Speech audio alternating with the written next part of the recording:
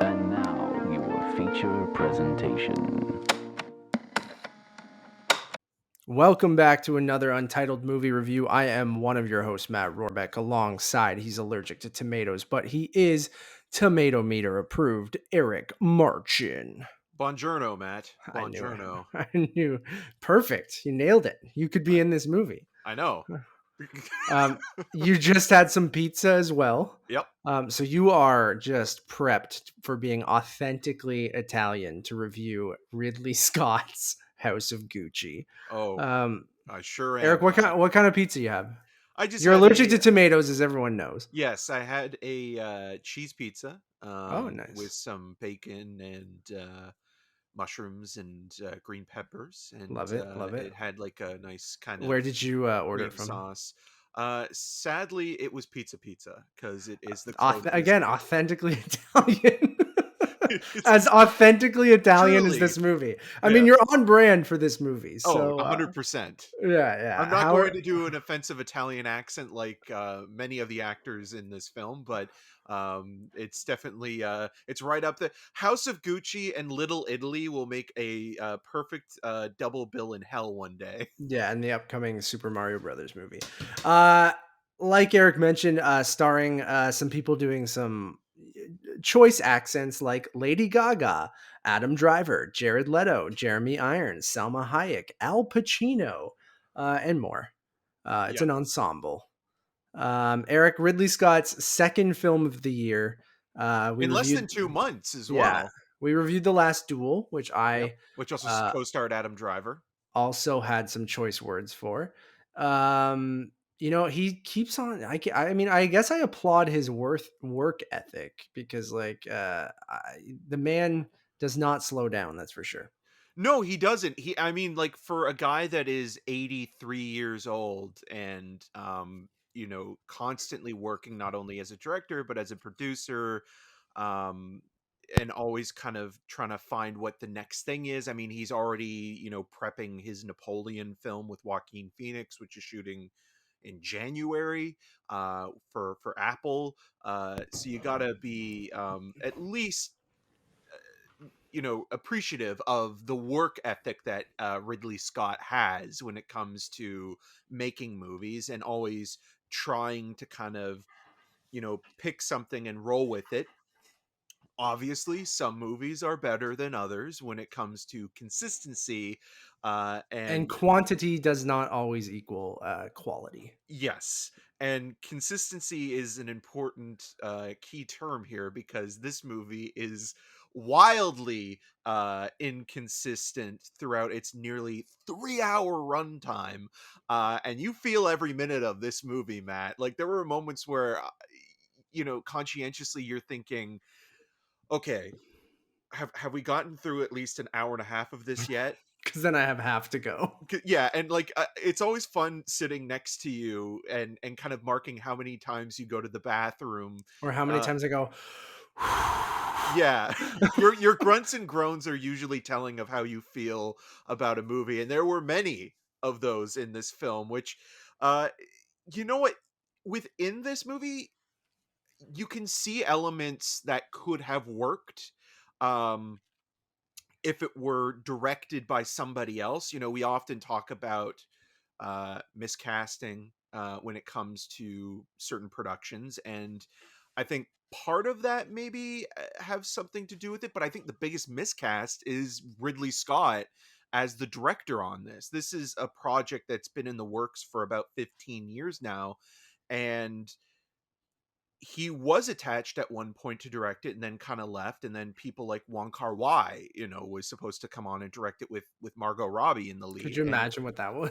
that would I don't think that would work though either, because No, Wong yeah. Kar-wai's aesthetic is very kind of beautiful in that kind of almost like perfume ad kind of way, and I can even see what his version of it would look like. What you need is somebody that can balance both the gaudy, not John Oh, Travolta, I the know. Yeah, I gaudy, kept saying gaudy after the screening, and I was yeah, the the right gaudy the with a gaudy D. and grotty, the Mhm. gross and lurid qualities that are in this movie. Essentially what the plot is, you have this um interloper played by Lady Gaga, who plays Patricia uh Reggiani, who basically marries into the Gucci family, and she, starts to court Adam Driver's Mauricio Gucci, who is kind of the one that doesn't really want to go in the same direction that his, relatives have gone in, his father and his uncle, and sort of owning and operating this business, and he wants to do his own thing and be a lawyer. So they meet at this kind of very glamorous party and begin a relatively quaint romance, not a bad romance. I'm not going to go there, but I just did. So um but there's no chemistry between Lady Gaga or Adam Driver. You don't feel the heat or the energy or the lust or the passion. So there's a strike already, against the movie. But then as the years go on, this takes place between the late 1970s in Milan, and then into the mid 90s, and part of it also takes place in New York. They go back and forth quite a bit. um, you see Gaga sort of gaining power within this dynasty, and how she's able to manipulate certain people within the family, whether it be Al Pacino's uncle Aldolf, or Jared Leto, who is caked in prosthetics and makeup as the black sheep of the family, Paulo, and his own designer line. And so you see her kind of manipulating those around her, gaining favor, and also wanting to be the one that's in charge. And through the course of this film, we learn of a sort of, the framing device at the beginning of this movie is basically a murder mystery, but it's also satire. But the satire doesn't work because the aesthetic is so slick and kind of cold and clinical in that Ridley Scott kind of way, but it's also visually not that interesting compared to some of other Ridley Scott movies, where, like, the whole point of a Ridley Scott film usually is the visual component, and that's lacking here completely. All the performances are completely and utterly, again, inconsistent. You Yeah. have actors that are giving um dramatic performances that should be in something that is more inclined with a kind of real Oscar contender. Like, you have Adam Driver, who's giving a very internalized performance of somebody who has this kind of arc of, a nice guy turned corrupt. And then you have Lady Gaga, who's in a weird kind of revenge movie and kind of turning into the matriarch of the family. Then you have Al Pacino just being Al Pacino, Jared Leto In a completely doing different movie. I have no idea what Jared Leto's doing. Um, but yeah, the film is unwieldy. It's inconsistent. It feels like there are moments of interest where it's like, okay, well, maybe if they went down this way or followed this through line, it might be more interesting overall. The soundtrack is lazily Bizarre. cued. Bizarre. Uh, Yeah. this movie is a mess, and it's not one of those films where it's like it's so bad it's good, or Because you it's almost want it to be that yeah, almost. it's not Yeah. trashy enough to be like, fun in any real way, like a Midnight Madness kind of movie, or something like that. And it's not prestigious or, It wants to respectable be. enough to Yeah. the film that it thinks it is. Yeah. And what you're left with is just not even a middle of the road film. I think I would have been fine with it if it was like 2 hours long, Yeah. but because it It's is so its overlong length, and and yeah. even the murder itself ultimately isn't the sort of the main interest here. It's It's Gaga's like the rise to rise and fall. power, Yeah. right? The Yeah. rise and fall is what it is. And a movie we've seen a million times. But yeah, I'm in the exact same boat as you. I think that, it's wildly inconsistent. It's incredibly overlong. And at best, you kind of laugh at it, but that goes back to the inconsistency thing because it never quite gets to that level, which I said it like of not being gaudy enough throughout, where it just ends up flip-flopping back and forth, and you have these American and British actors and doing these Italian accents, and which should on paper and from the trailer and different things be, if it went a certain route, could be a lot of fun. You're like, all right, just go balls out. Be the Wolf of Wall Absolutely. Street, right? Yeah, Like that's what it wants absolutely. to be. Yes, exactly. Absolutely ridiculous. Just sleazy, over the top. Have fun with it. Everyone's wearing ridiculous costumes and makeup and just like go all out. But at times it feels like, again, it's taking itself so seriously that it can never decide what it wants to do. Ridley Scott just goes, well, shut the fuck up and watch the movie. Who cares if they have accents or not? And like things like that. And it just, I think you need to commit to something. And having these people do these ridiculous accents, but the movie not be ridiculous is, I think, its biggest crime. And like I compared it to like a fake. This seems like, the trailer for this movie, or the movie as a whole, the movie as a whole feels like a feature length version of a fake movie. And that could even, you said to me when I said that to you after the screening, you're like, you're giving it too much credit. Like Yeah. it should be that, but it's not. Like it's not funny enough, it's not ridiculous enough, but it's almost those things that Tropic Thunder or a Judd Apatow movie or Phil Lord and Chris Miller kind of poke fun at in their comedies, where they take either, uh, prestigious actors and they do this ridiculous kind of piece where they're all doing, accents and wearing makeup, and it just screams like a fake movie. But you're sitting there for 3 hours and you're like, no, this is real. And they're taking it way too seriously. And the only person who's not taking it seriously is Jared Leto. And I hate Jared Leto. And like, but I wish everyone in this movie was on the same level as Jared Leto. Cause like, as much as I don't really like that guy or like him as an actor, like at least in this, it feels like it feels like he's in a completely different movie than everyone else. And Lady Gaga sometimes gets there, but like it's almost, she's at like an 8 and he's at like a 15. And then everyone else is at like a 7. Um, and you want everyone to be at Leto's 15 because you're just like, he is in a wildly different movie and I want to watch the movie that he's in, because everyone, even though they might not all be that kind of character in real life, even if that character is a little bit more, you know, boisterous than everyone else, but like it's just, everything feels weirdly muted yet should be elevated to a level that, that the accents and the performances are, where the filmmaking and the movie, you mentioned the music choices, and just kind of like, it's so long that it feels like both nothing was left out of this movie, and the editing, again, a problem I had in the last Duel, just feels weirdly choppy, where sequences will go from one character's perspective, then like cut mid conversation, and then time jump to another part, and it's the same person picking up a different conversation, or like you can tell that like they just didn't want the last line in a line at that, like, and they just cut off the person from speaking. Yeah, there are weird music choices where like a bizarre song choice will be playing in the background, and then a scene will play out while people are like performing dialogue.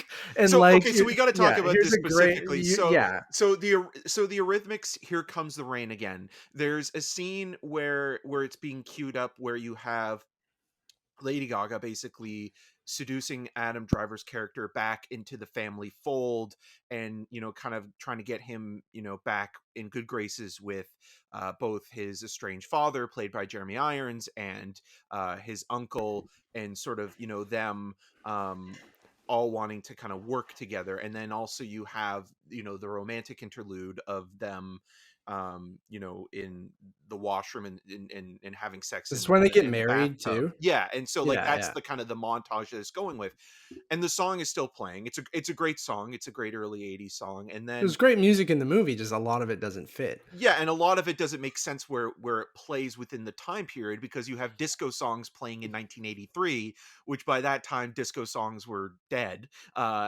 Disco was dead in the late 1970s, and you still have music playing, unless you're just kind of saying that these people are out of touch. But I don't think the movie is that conscientious about that kind of thing.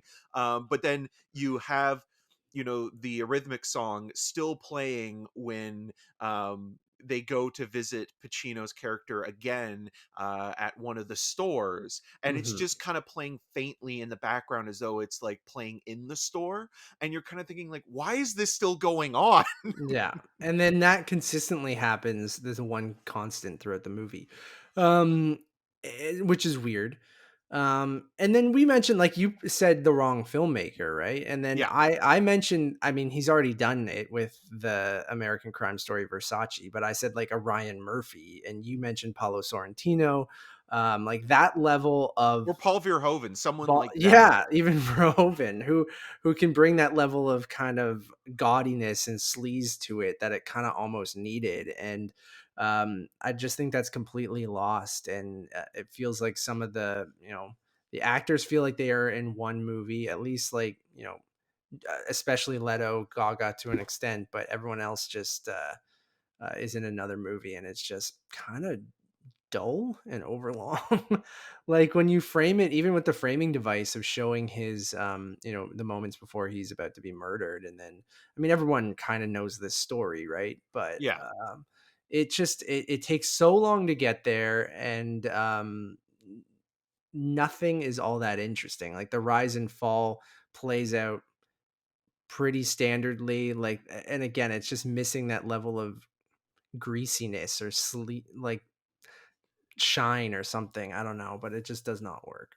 No, it doesn't. And again, like thinking about the focus of this narrative, I think the most interesting thing here is actually the relationship between Pacino and Leto's characters. And I Mhm. think that that's the stuff that works the best or comes closest to working.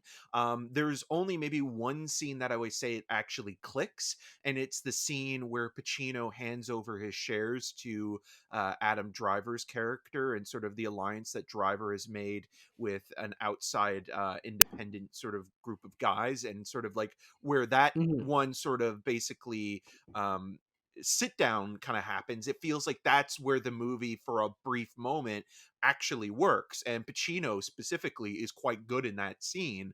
And like you're thinking to yourself, okay, like if this movie was about Pacino's character, a man who is trying to take over the entire company and run the business, but also too stubborn to really change or adapt in a way that is needed to, and progress the company. I think that that movie would be a lot more interesting overall, but then you would have to ditch all the Gaga stuff, and like the main draw of this movie for a lot of people, and Is why they'll that probably character and what she did. yes, yeah, and Yeah. just who Lady Gaga is, Yeah, right? of Like a course, lot of yeah. people will come to the film because of her.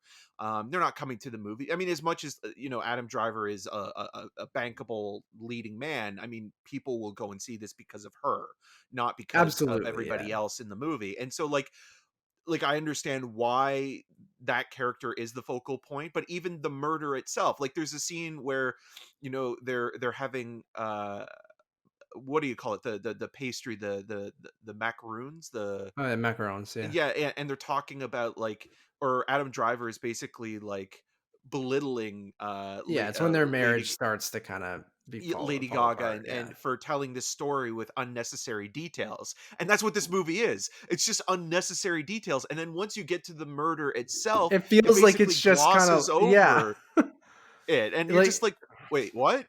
What was the point of that? I thought this was the whole thing, right? Like, you wanna also see her fall, but then it just kind of she falls and that's it. It's just like, oh, okay, they start having trouble, okay, and then it's over. And then you're like, wait, we spent 2 hours and 45 minutes getting here. And yeah, I agree with you, man. Like it just it unfortunately does not work. And I think that's 0 for 2 for me with Mr. Scott this year. But yeah, again, The smartest guy here was Robert De Niro, who basically passed on playing the Jeremy Irons role. oh really? Yeah.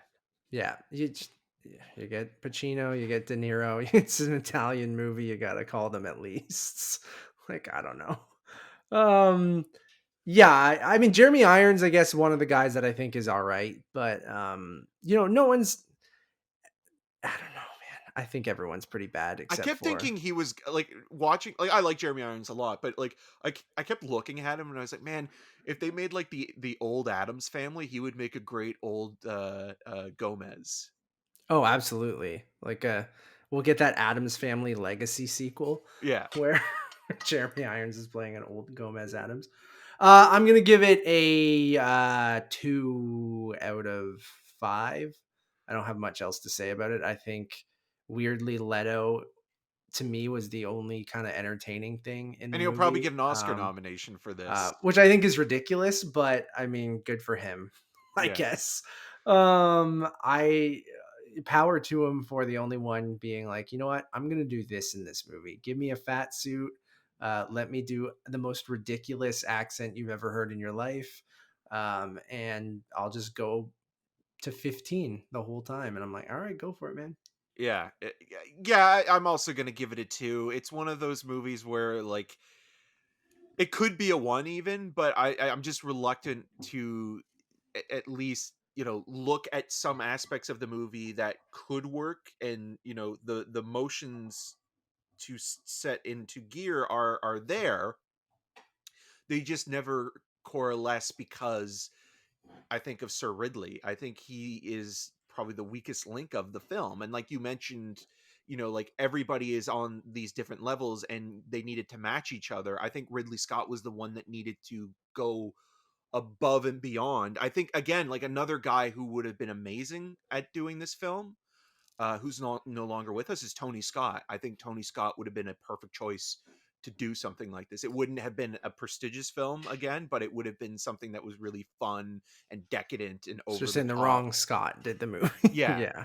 And it's just, Yeah. and again, I like Ridley Scott a lot, and this Ah, so did do make, I, man. The and guy's this a legend, really. So that's why, like, he can literally, he sit. directed a movie called Legend. Sure, yeah. But he is a literal legend. Like Yeah. if you direct Alien and Blade Runner, I mean, you can do whatever the fuck you want for the rest of your career. So, I mean, he wanted to make this movie. Good for him.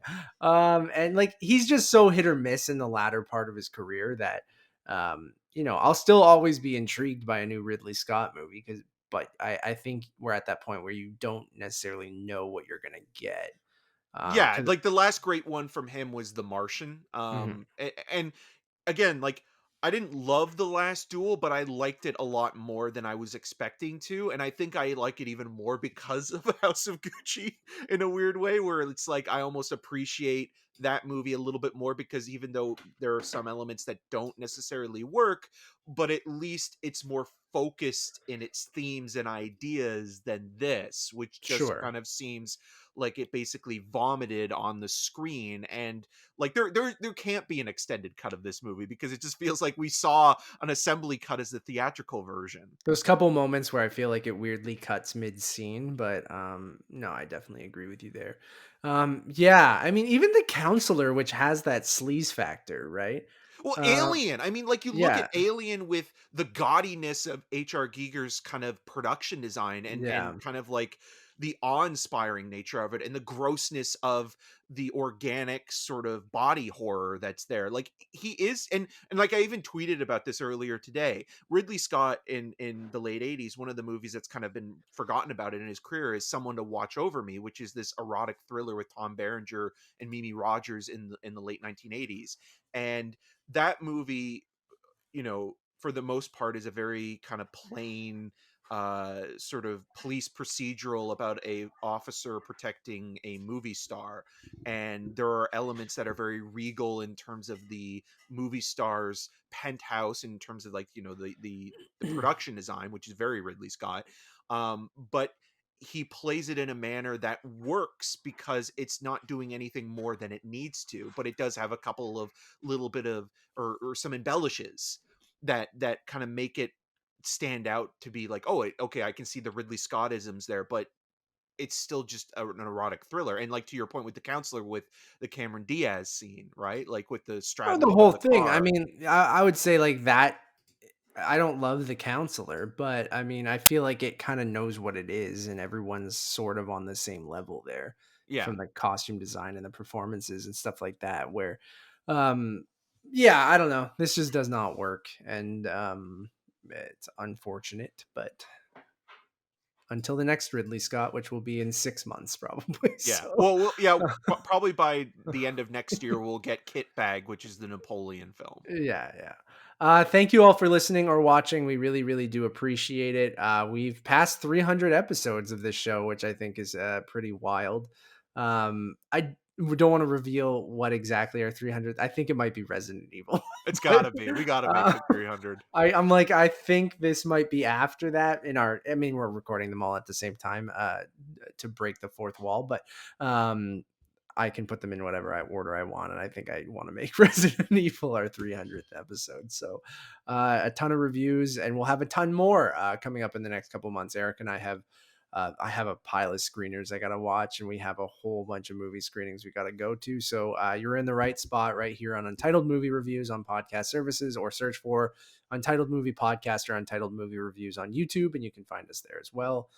We also have another show called Untitled Movie Conversations we'd love for you guys to check out. Eric and I just did our Ghostbusters Afterlife spoiler cast. Had a lot of fun chatting with Eric and sharing our spoiler-filled thoughts, very different thoughts on that movie.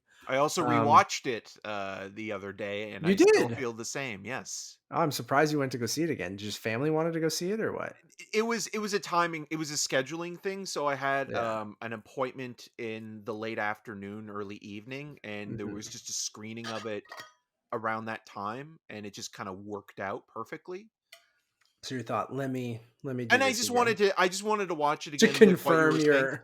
But the thing that I will say that I can't believe I never brought up in either my Rogers review or in talking to you about it. Maybe we did. I don't think I did. The movie that Jason Reitman wants to make with that film, This without is your going, bonus yeah, Ghostbusters yeah. content at the end of. The movie that he wants to make so badly, and I can't believe I didn't recognize it right away the first time Sure, watching it, is he wants to make Close Encounters of the Third Kind. Like, that's the sure. movie he wants to make. Like, the way that it plays out, it's very Spielbergian, Yeah, but yeah. specifically the shots of kind of the mountain and that kind of stuff Absolutely, yeah. is all Close Encounters. Yeah. I've heard that in other people's reviews, I think. And I mean, I mentioned the Amblin thing on the review, right? So we Yeah, kind of yeah. covered that. So just different perspectives on it. But thank you all again. Untitled Movie Podcast, our other show. We'll be back with that show next week. The Ghostbusters show kind of uh took the place of that show this week. Untitled underscore movies over on Letterbox. That's probably your one-stop shop for everything. So if you want to find all of our stuff, just head over there. And as always, my name is Matt Rohrbeck. You can find more of my work around the internet, but mostly at untitledmoviepodcast.com. And you can find me on all those social medias at Matt Rohrbeck. And I'm Eric Marchin. You can find more of my video reviews at rogerstv.com/cinemascene and on the social medias at EM6211. Until next time. Both.